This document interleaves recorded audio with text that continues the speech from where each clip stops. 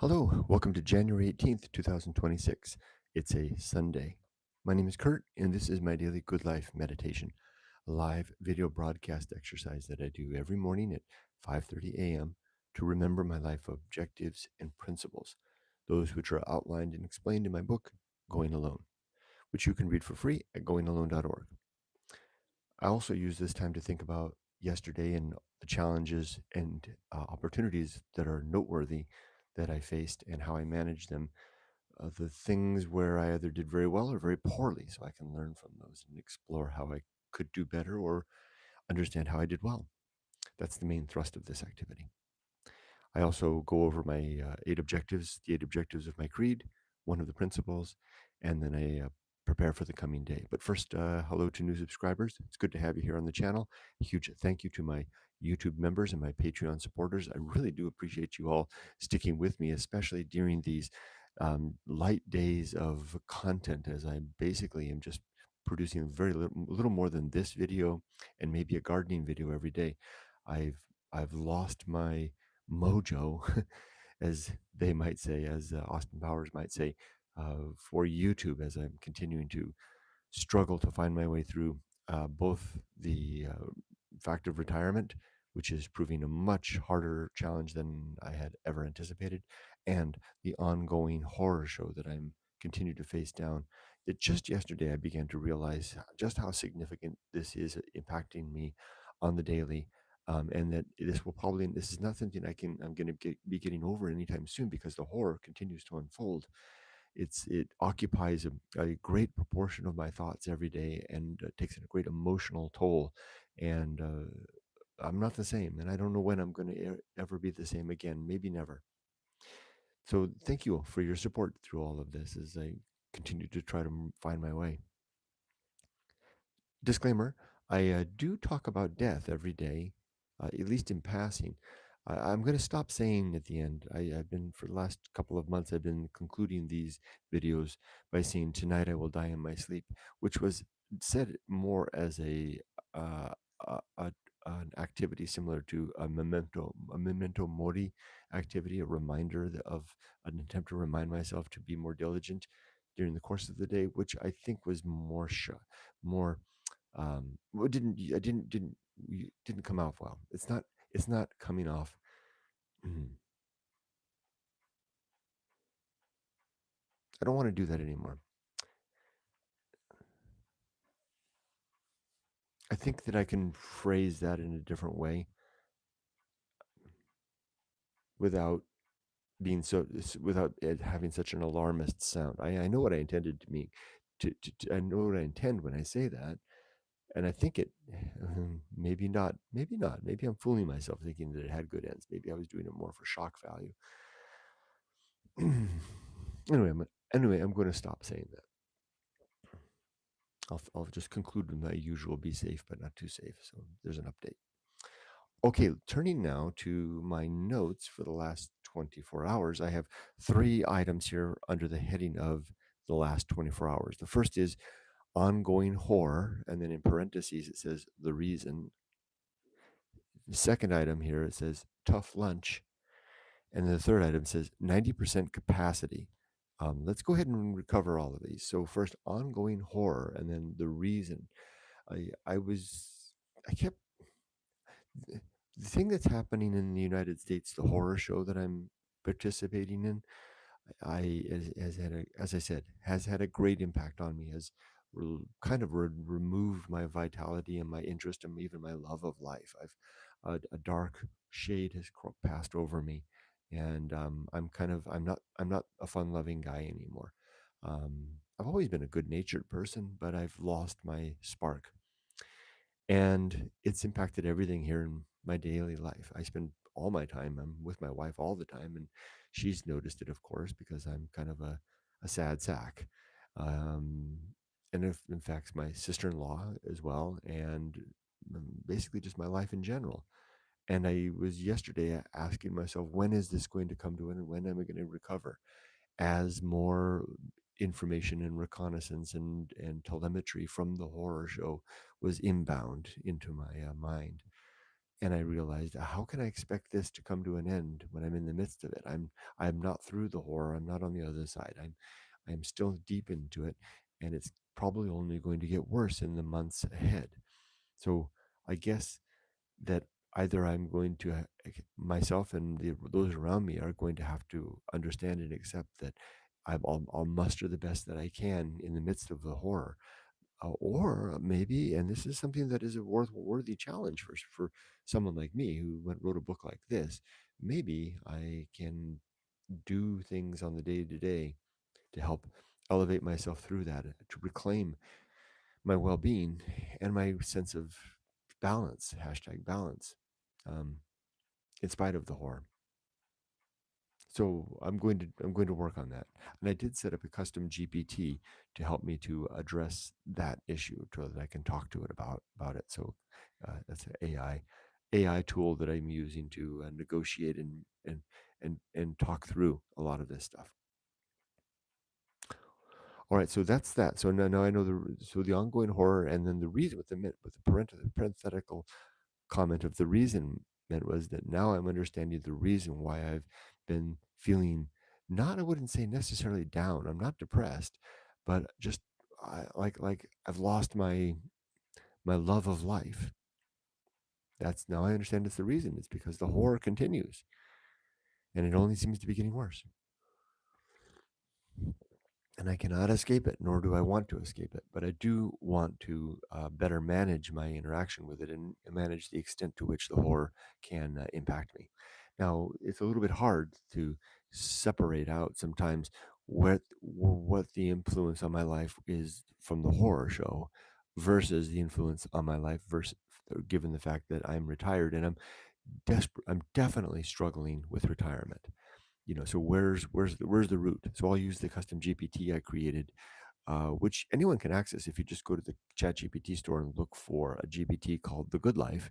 That's the GPT that's been trained on the principles and objectives in my book. That is quite helpful. It's like having a counselor that's read the book to help me out, and it's available to anybody. So I will use it to that end. Okay, the other item here, and these two really should go together. The other two items, one says tough lunch, and the other one says 90% capacity, and these do relate. So my diet here in Japan is very good. I have a good breakfast every day.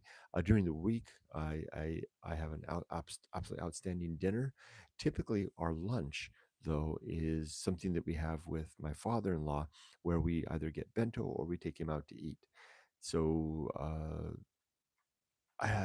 it's the least good of the meals. The other two meals are home prepared, very good Japanese style meals, healthy in their own right.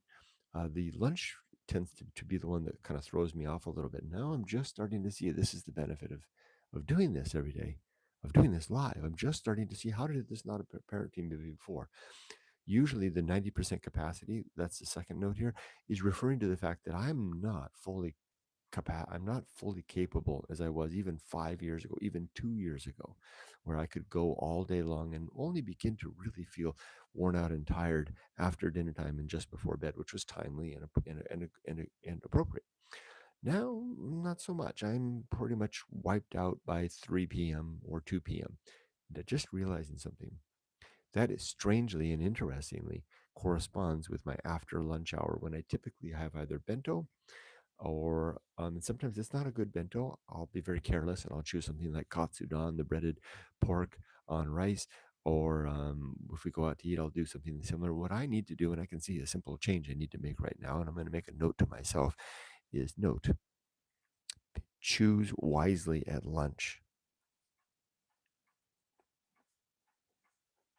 One of the things that I did during the horror show, when I was in America, I was kind of on a vigil, and all day long did the best that I could. I was setting up, talking to counselors, and going to setting up things with institutions, and setting up accounts for the person in question who was going through the horror show. And during all of that, I would eat out every day. I didn't cook, but I would eat very well. I would go to a Sprouts, like a hippie market in Southern California, and I would get pick one of their healthy lineups, and I would use the custom GPT that I created to help me out with a horror show, I would tell it, okay, well, here's what I had for breakfast. What do you think I should have for lunch? And I would show it some of the options that I had, and it would help me pick something. And it would balance the AI would then think about all the nutritional elements. I would show it the nutrition label and show it what the ingredients are, these fresh items. And it would say, well, how about this item? Because then it gives you better balance. And, you get the idea. That was terrific. I had good, sustained, um, wonderful energy throughout the day for the most part, and I felt very well fortified. I need to do the same now, and I need to be more careful about my lunch choices, so that I'm not running out of steam in the afternoons as I currently am, and I'll begin that effort today. That's the left lunch in 90% capacity.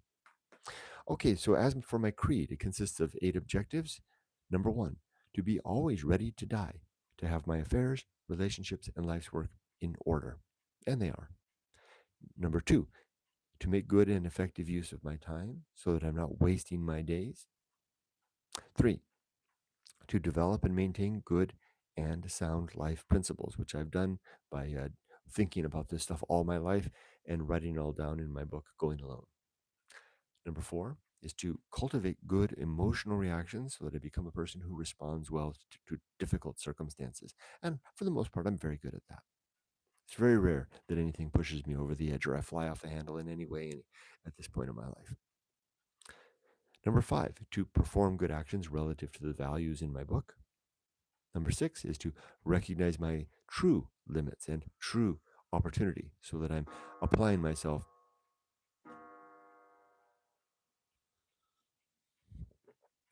towards ambitions and in proportion to what is real. Number 7 is to perform just one thing at a time and do that thing slowly, deliberately, and carefully. And number 8 is to gain and maintain a sense of balance. The principle that I'm going to read today is principle number 3, the funny sounding title for the homunculus. The homunculus is just a little man or woman that lives inside our head, so to speak. It's not real, but just you imagine. It feels like it right behind your forehead here, right? The Homunculus, page 253 of the hardbound edition. This is the small, mute, and hidden man within my head, the imaginary mortal who seemingly pulls my levers and strings and hints at my opinions and judgments, and who must die utterly upon the failure and dissolution of my person. The homunculus is as imaginary as a soul, though a much better vehicle to remind myself that consciousness is nothing more than another organ of my body, serving a particular function, and is subject to corruption and death in the end, as my spleen, liver, or any other bodily organ. It's the reminder that who I am is trapped within me and will die when I die, and that there's nothing, I don't believe that there's anything about my person that is immortal or, or will survive my death. It's a good sober thought to have for someone like me who believes that it's all the chips are in this one life, and whatever, the only thing that we can hope for anything beyond us is the residue and echo of the best efforts that we've made in the course of our lives, the efforts that we've made through our and applied through our actions, and whatever message we may choose to leave behind. In my case, it's my book. All right, for the next 24 hours, it's a Sunday, and as such, um, I'm going to shortly after I'm done with this. No radio exercise this morning, but I am going to hop in the car and grab my little dog here, Rudy, who's buried. You can just see Rudy. Can you see him there peeking his little head? There he is. Rudy, Rudy, Rudy. He's peeking out from the blankets there.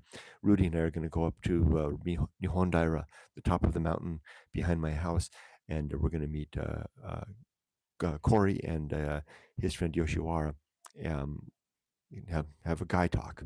It's a Sunday routine that I've been invited into the circle of the guys, and we get together. We drink canned coffee, or there's even a brewed coffee machine up there on the mountain, and we sit there and do the thing that guys do. And I've never been one to appreciate guy talk and guy time, But I really do appreciate that. And I had a little earlier in the week with my friend Molly, and he and I sat at Starbucks and had guy talk there.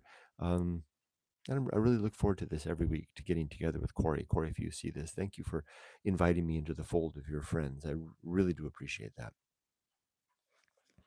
Other than that, it should be a fun day. We have the antique flea market to go to, which I always enjoy, and I'm especially now that I'm looking for more things for the garden to add. So that's going to be fun. I Before I conclude and go on to comments, I do want to make a very sober remembrance to my friend Laura Ors. One of probably the longest Facebook friends that I've had on from Facebook and YouTube. Laura uh, passed this earlier this month on the 6th of January, and I just learned about it yesterday. I've been off Facebook for quite a while. I just yesterday kind of returned to Facebook and discovered, was kind of shocked to see that Laura had died. Laura is kind of on the inside of my social life, probably even more so than most of the family that I have on Facebook. The people who are actually related to me, Laura has was for a long time someone that I communicated with, and had she would communicate with me socially on Facebook and leave once in a while comments on YouTube. But she would always reach out to me in Facebook Messenger for follow up information. So we would talk on the kind of on the side as well. Laura lost her own child, Melinda. That's been more than a decade ago. Uh, who died preceded Laura in death, which devastated Laura.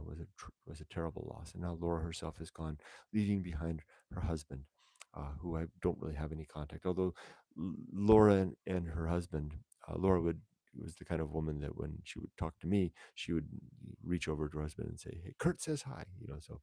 So her husband's name is Glenn. Laura, you will be deeply. I mean, you're gone. Hmm. Just to let everybody know, I'm going to miss Laura. Just like I'm going to miss Lance, who Lance Foster died in 2025. All of a sudden, Lance was another one, a very interesting, very intelligent man who struggled for a long time, contemporary of mine in terms of age, and passed in 2025. And Lance and Laura were both people kind of, like I said, kind of on the inside track, like just like a lot of you are as well, in terms of being people that even though I'd never met them in person, feel like part of my community. But how do you say it? Not family, but the family you choose. Laura, you will be missed. Lance, you're missed. Sweet comments. Robert says, "Oh, let me check before I check the temperature. It looks like it's 3 degrees here and 65% humidity or 70% humidity. It looks like."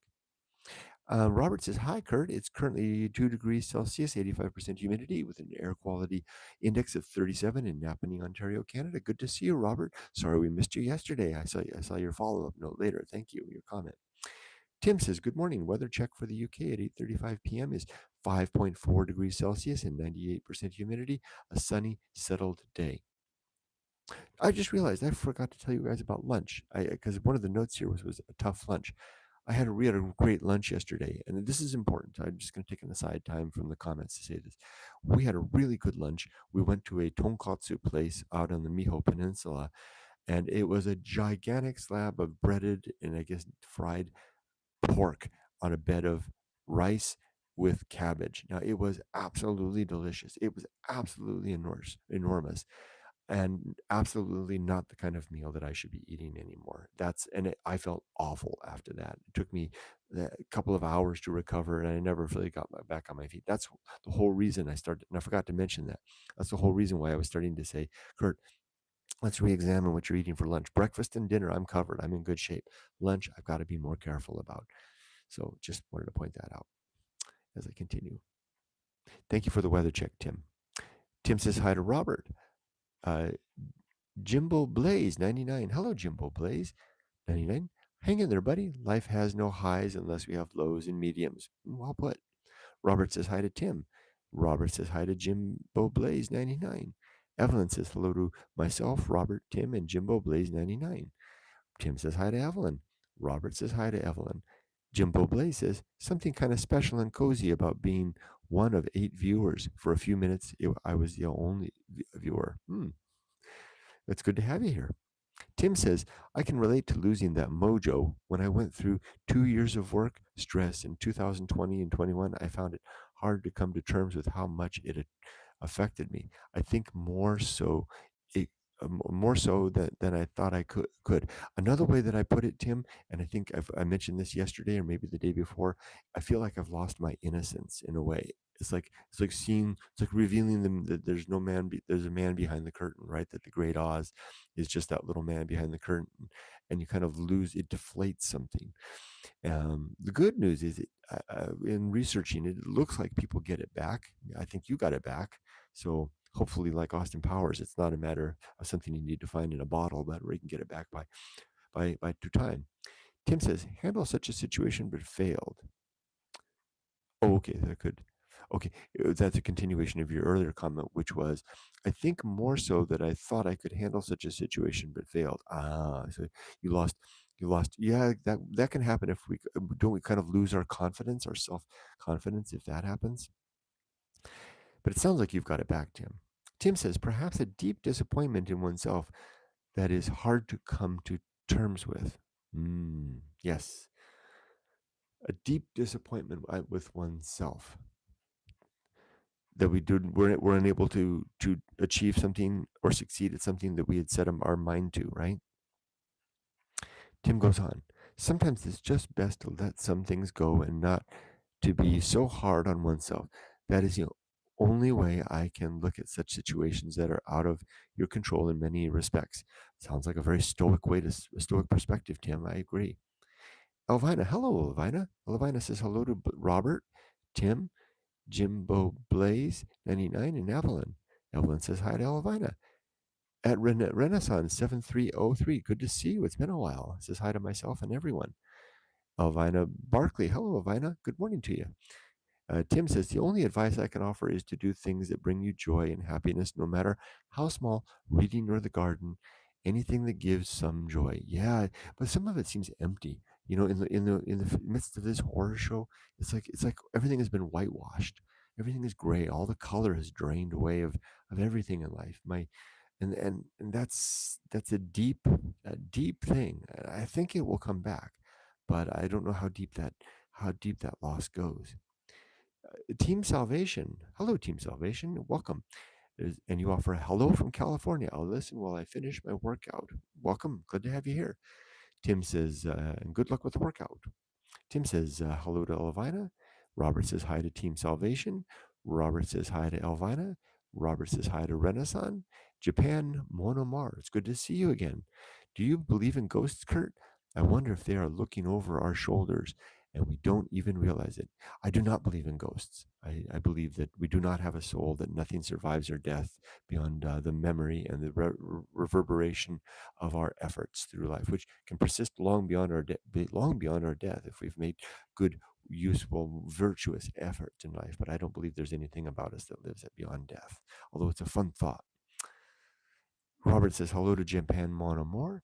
Renaissance says, just returned from Japan, Kurt. It was a nonstop adventure looking for houses in Shizuoka, Ken. You were right here.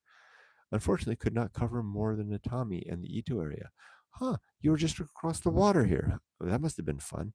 There's a lot of nice houses out there, huh? I wonder if some of the houses that Yumiko and I looked at out there are still available.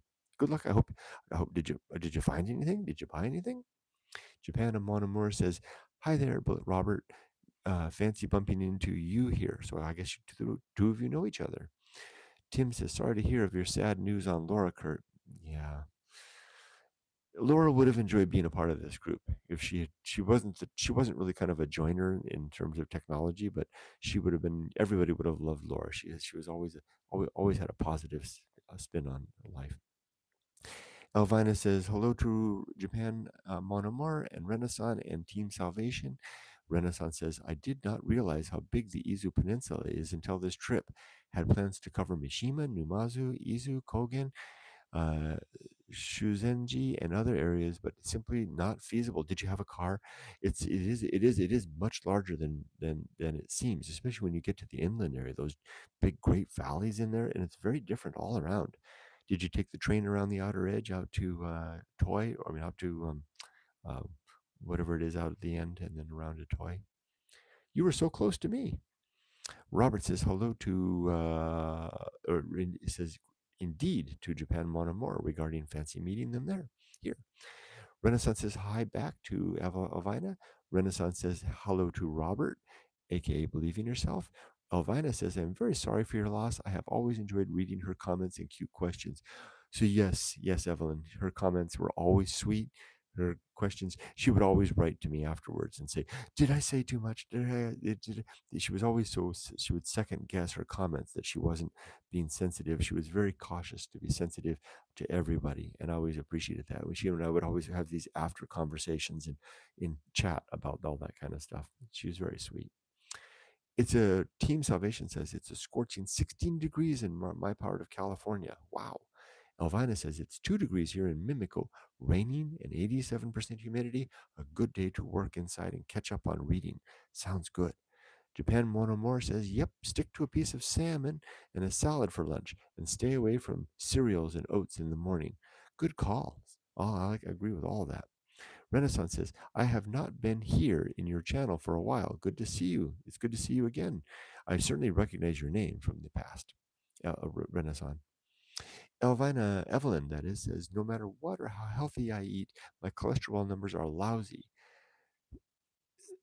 Sigh time, I think, sigh time, I think, maybe I think it's time to accept that the meds, which I was avoiding for years, not happy, not going back.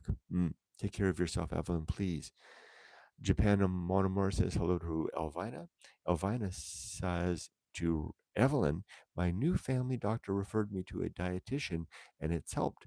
I still have to take my meds, but I'm feeling so much better. I'm so glad to hear that, Elvina. Renaissance says, I thought about contacting you, Kurt, but it was simply not possible. Saw many properties, many good ones, but none yet caught my heart. Well, next time you're around, if you're able, let me know. And if you're coming back searching for more houses, maybe I can drive you out and see one if you want to come look at something here in Shizuoka City. Patrick says, hey, Patrick, good to see you. Greetings, Kurt, and all have a great day. All right, well, that's all there is for today. We got through a lot of friendly comments. What a great social, gregarious, and friendly group you all are.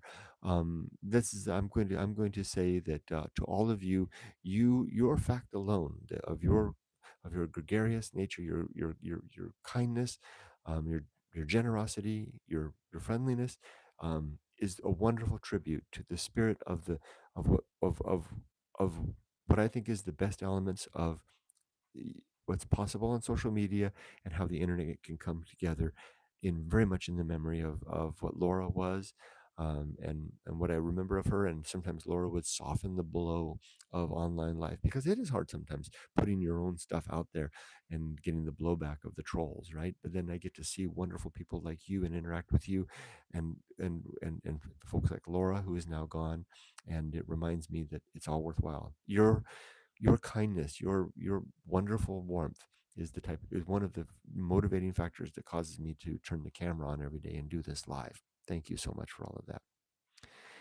Robert says, hey there, Patrick. Renaissance says, will do, Kurt. I will. I was serious about that, Renaissance. Come on by. We'll hop in my Jimny and we'll go out and look at some properties. Robert says to Kurt, bye all. Bye bye. Neil. Hey, Neil. P2Y, have a lovely day, all. It's good to see you. Thank you, and have a lovely day as well. Renaissance says, have a nice day, Kurt. Take care, everybody. Be safe, but not too safe. And a last parting note to Evelyn. Evelyn, I hope things are going well. I know you've got your horror show as well. We all have our horror shows to various degrees. My thoughts go out to all of us as we endeavor to continue our ways through. Tim says, gets the last word. Have a great day, Sunday. Thank you, everybody. And Renaissance says, have a nice day, night, everyone. Be safe, but not too safe. Bye bye.